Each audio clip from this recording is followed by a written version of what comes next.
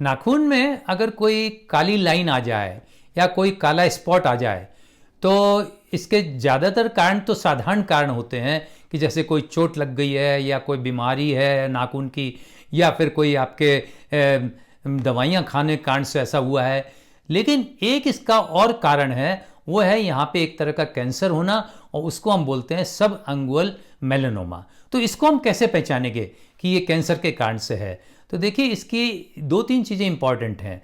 एक तो ये है कि कैंसर जो है ये हर उम्र में नहीं होता, ये 50 साल के बाद की उम्र में ही ज़्यादातर होता है। और दूसरा, मेलानोमा की हिस्ट्री होती है, आपके परिवार में किसी न किसी को मेलानोमा हुआ है। दूसरा, ये इसका जो कैंसर का स्पॉट होगा या जो काली लाइन होगी, वो लाइन वहाँ पे परमानेंटली बनी रहती है। जबकि अगर चोट के कारण से होगा, वो नाखून के साथ आगे चला जाता है, नाखून अगर निकल जाता है तो कालापन भी उसके साथ ही निकल जाता है। लेकिन इसकी जो कैंसर की अगर काली लाइन होगी वो बराबर बनी रहेंगी।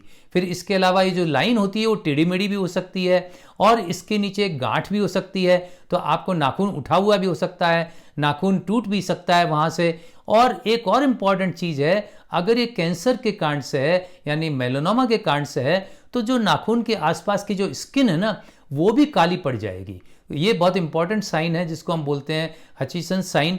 तो ये इस साइन से आप पहचान सकते हैं कि ये मेलानोमा के कारण से है या दूसरे कारण से है।